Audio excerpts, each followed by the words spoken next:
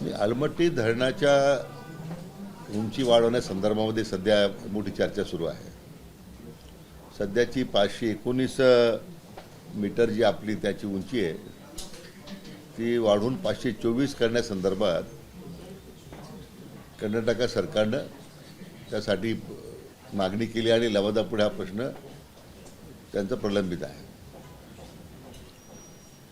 आता लवादामध्ये या अलमट्टी धरणाच्या पातळी वाढवण्याचा परिणाम पहिल्या प्रामुख्याने आपल्या राज्यातील सांगली आणि कोल्हापूर या जिल्ह्यामध्ये अधिक होणार, याचा प्रभाव जास्त होणार आहे।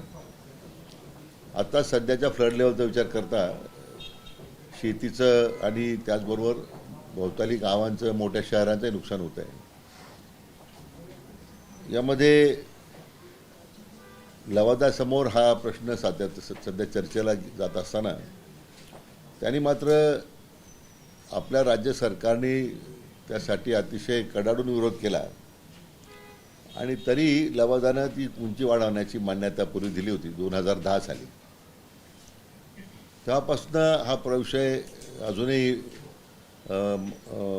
लवादापुढे प्रलंबित यासाठी आहे की त्यांच्या निर्णयानंतर तेलंगणा राज्य ज्यावेळी स्वतंत्र झालं तर त्यांनी सांगितलं की या लवादाचा निर्णयाचा परिणाम आमच्या राज्यावर सुद्धा होणार आहे। आता मी नवीन राज्य असल्यामुळे याचं पुनर्विलोकन झालं पाहिजे अशी त्यांची मागणी होती आणि त्या मागणी अनुसरून माननीय सर्वोच्च न्यायालयानं आता त्या निवाड्याला स्थगिती दिलेली आहे आणि त्यामुळे या स्थगितीमुळे कुठल्या प्रकारची याच्यामध्ये अधिसूची केंद्र सरकारनं काढलेली नाही आहे।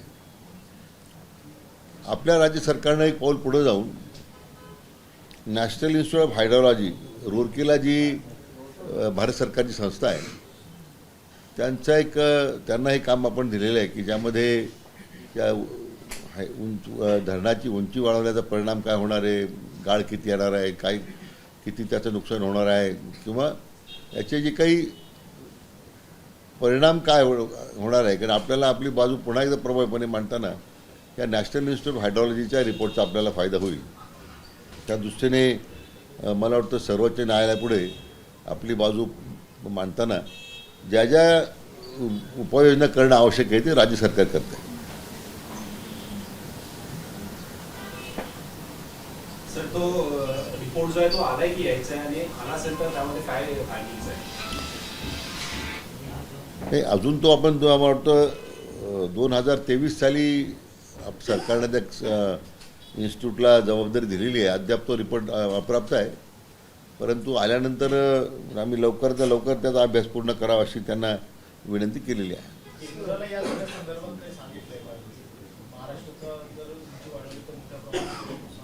हो, आपण केंद्र सरकारला आपलं त्या ठिकाणी आपण निवेदन दिलेलं आहे, पण आता हा विशू कृष्णा पाणी तंटा लवाद 2 यांच्या समोर सुनावणीला आहे। आता यामध्ये लोकसभेच्या एका बातमीचा उल्लेख करत त्या भागातील विद्यमान खासदारांनी काही वक्तव्य केलं होतं। तर लोकसभेचं आपण जर प्रोसिडिंग पाहिलं तसं काही त्या संबंधित खात्या मंत्र्यांनी त्या संबंधित काही सरकारची मान्यता वगैरे जे म्हणतात तसं काही दिलेलं नाही आहे। कारण मुळातच सर्वोच्च न्यायालयामध्ये त्याला स्थगिती असल्यामुळे आता कोणाचा हस्तक्षेप करण्याचा प्रश्न नाही आहे।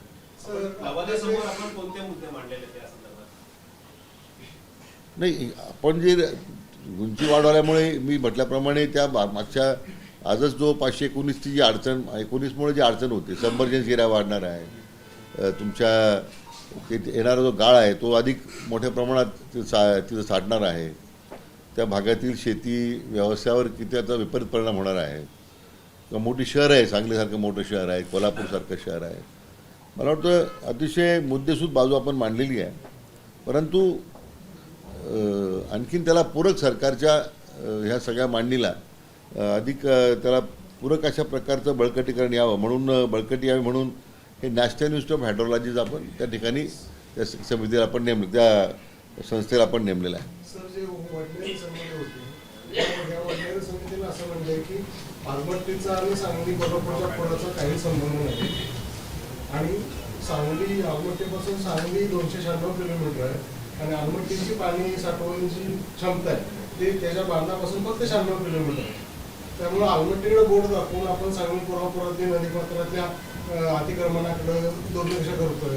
आपल्या नद्या ज्या कृष्णेला मिळत आहेत त्या 90 अंशामध्ये मिळतात आणि त्यामुळे फुगवटा होतो असं पण म्हटलं जातं. त्यावर अनेकदा लिहून पण आलं. नाही, म्हणून जे आणि रामराजे नाईक निंबाळकर साहेब ज्यावेळी जलसंपदा मंत्री होते त्यांनी स्वतः विधानसभेत असं जाहीर केले की आलमट्टीचा आणि आपल्या पुराचा काही संबंध नाही. तर आपण जनतेची किंवा लोकांची दिशाभूल करतोय का की आलमट्टीमुळं पूर येतोय आणि आपण हातवर करून मोकळं होतोय? नाही, तशी वस्तुस्थिती नाही आहे. काय आता वडनेर समितीने काय फायंडिंग दिलेल्या आहेत किंवा मान्य रामराजे निंबाळकर साहेबांनी काय सभागृहात चर्चा केली आता ती माहिती मी घेतो. परंतु प्रथमदर्शनी आपण जे नॅशनल इन्स्टिट्यूट हायड्रोलॉजीला जे काम दिलेलं आहे त्याचं प्रमुख कारण तेच आहे की या आलमट्टीच्या उंची वाढवण्याचा परिणाम काय. शेवटी पाणी जे कृष्णेतून पाणी जातं किंवा पंचगंगेतून पाणी जातं तर त्याची थोप पाणी बसतेच पुढे जाऊन. हे पाणी अंतिम तर कुठं जातं, अंतिम तर आलमट्टीमध्ये जातं पाणी. आता प्रत्येकाच्या जलतज्ञाचं मत वेगळं असू शकतं. आता वडनेरेचं मत जे आहे ते अन्य विभागाचं आहे असं काही मानत नाही मी. परंतु मी त्या संदर्भातल्या अहवालाची मी काही अजून माहिती घेतलेली नाही आहे. आपल्या डिपार्टमेंटचे इंजिनियर आहेत त्यांनी हा जो पूर आहे त्याबरोबर PhD केलेली आहे. त्या PhD मध्ये पण त्यांनी असं म्हणलेलं की पुराचा काही संबंध नाही. नाही, आपण म्हणता ती माहिती खरी असेल कारण आता विभागाची जबाबदारी मी आत्ताच स्वीकारलेली आहे. परंतु आपण जे काही मुद्दे उपस्थित केले असतील का आता आपण जो वडनेरे समितीच्या अहवालाचा उल्लेख केला किंवा मग रामराजे निंबाळकरांकडे सुद्धा बहुतेक तोच वडनेरे समितीचा अहवाल असेल ज्याचा संदर्भ देऊन विधानसभेत त्यांनी जे भाष्य केलं आहे निश्चित पाहून घेऊ आपण. पण आज राज्याच्या हिताला बाधा येईल असं कुठलाही निर्णय होणार नाही यासाठी पूर्ण दक्षता मी घेतो. सर 5-6 वर्षापूर्वी जेव्हा पूर आला होता सांगली कोल्हापूरमध्ये तेव्हा असं आढळलं होतं की अनेक अनधिकृत बांधकामे जी पूररेषेच्या आतमध्ये आहेत तर त्याच्यावर तेव्हा सुद्धा कारवाई करण्याची भाषा झाली होती परंतु पुढे काही पावलं उचलली गेली नाही. आपल्या दुर्दैवानं नदीपात्रातल्या अतिक्रमणाचा परिणाम झालेला आहे की पाण्याचा जो फुगावटा येणं पुराची स्थिती निर्माण होणं. म्हणून नदीपात्रातल्या अतिक्रमणं काढलीच पाहिजे त्याबद्दल काही दुमत नाही. काही लोकांनी अतिक्रमणाबरोबर म्हणजे सगळ्याच प्रकारचे अतिक्रमण नदीपात्रात आहे कधी ते पात्र मोकळंच होतं. पण मला वाटतं एक राज्य सरकारला एक व्यापक भूमिका त्यासाठी घ्यावी लागणार आहे की नदीपात्रातल्या अतिक्रमण प्राधान्यानं विशेष करून ज्या भागामध्ये पुराचं नेहमीच संकट आहे त्या नदीपात्रांमध्ये प्राधान्यानं हे तुमचे अतिक्रमण काढण्याचं काम आपल्याला घ्यावं लागेल.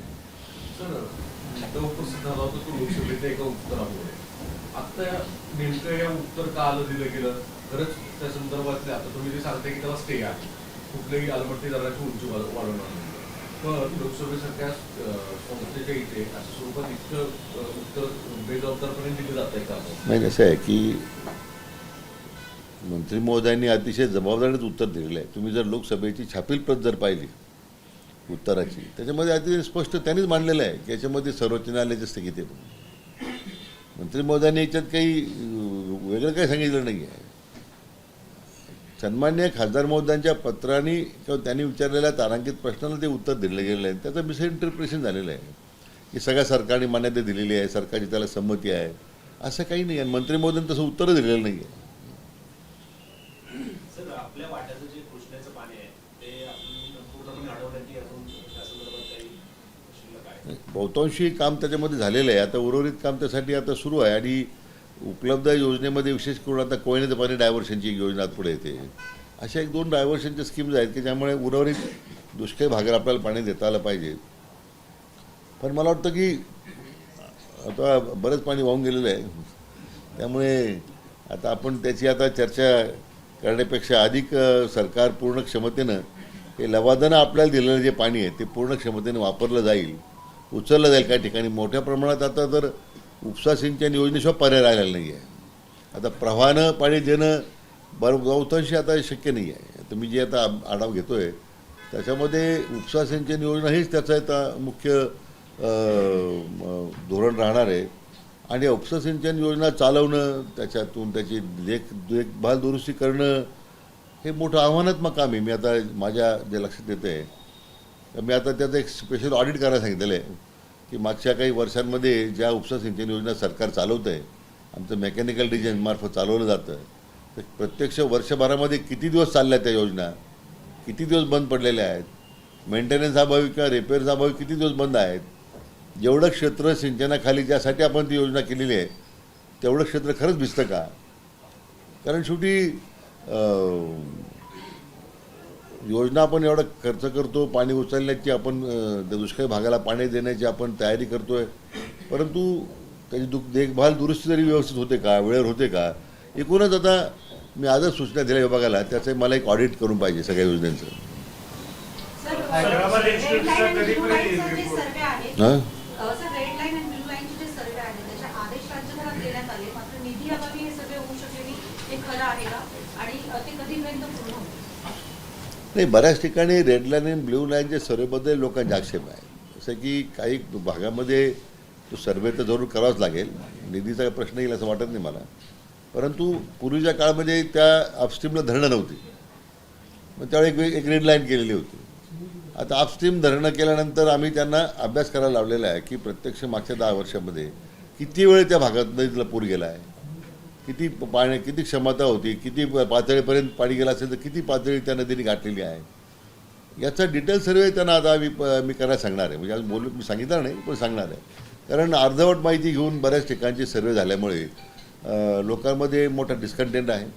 याच्यामध्ये नुसते कागदावर बसून आम्ही जर काळ्या निळ्या ब्ल्यू आणि रेड लाईन आखल्या असतील तर ती योग्य नाही आहे. तो त्या भागातीलही नदीकाठच्या जनतेला सुद्धा अन्याय होईल. मला वाटतं त्याचे त्या बाबतीमध्ये विभागाचा आढावा घेताना ह्या मी सूचना देणार आहे. सर, जायकवाडीमध्ये पाणी वाटपाचा जो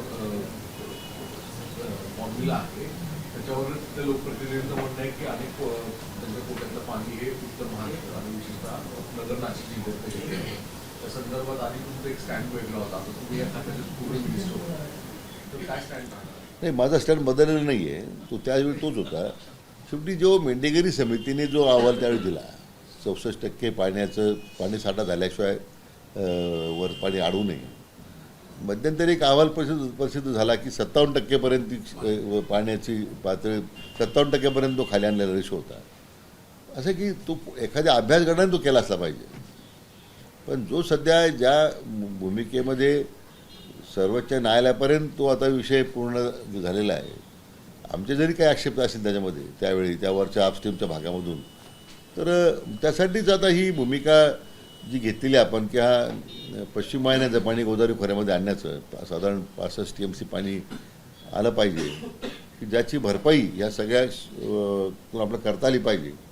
मागच्या वर्षी उदाहरण जर पाहिलं आपण, पाऊस भरपूर झालेत, जायकवाडी धरण पूर्ण क्षमतेने वाहून खालचे धरणं जायकवाडी टप्पा 2 भरलं गेले.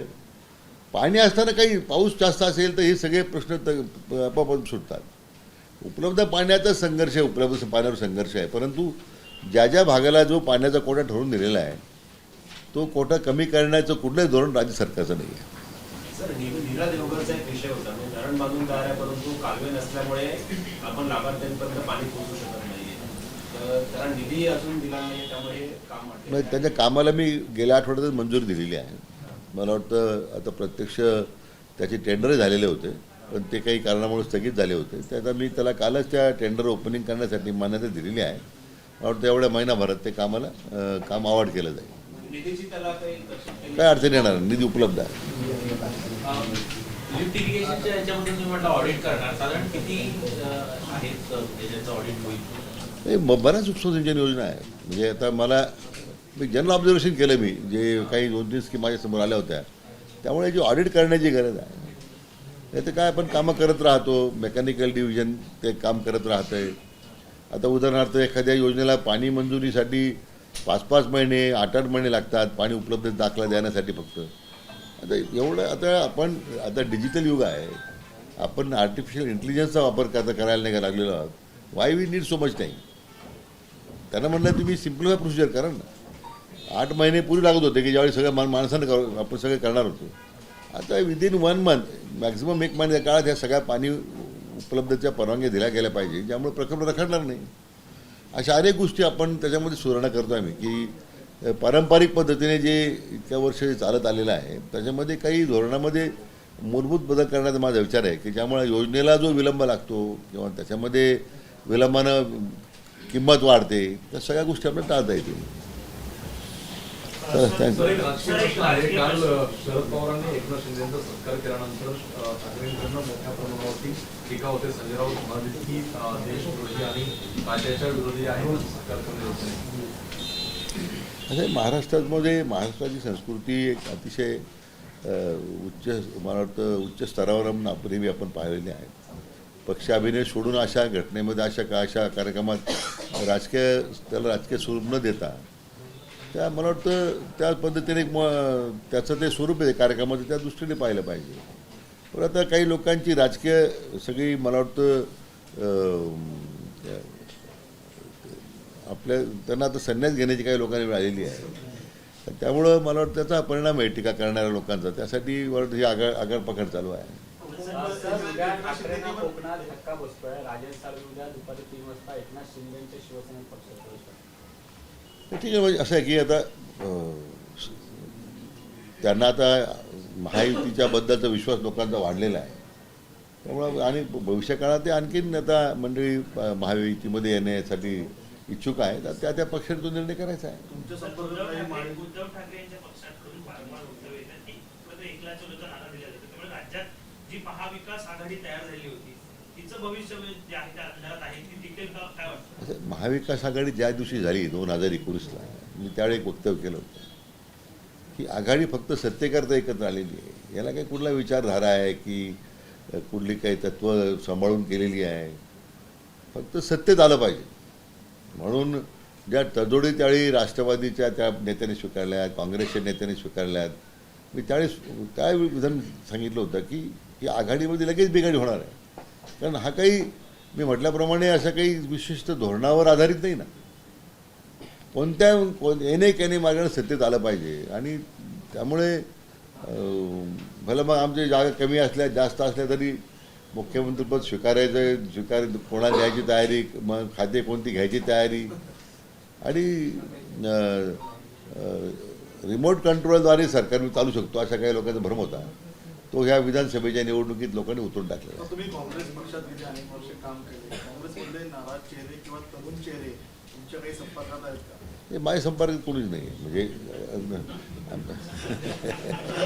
थँक्यू.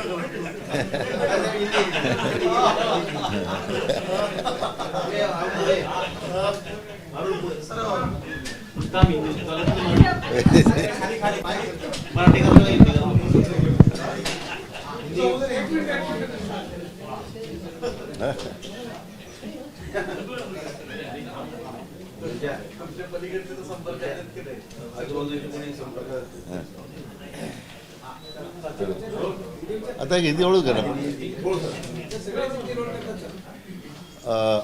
आलमट्टी धरण लेके काफ़ी चर्चा अभी ये 2 दिन से हो रही है, जहाँ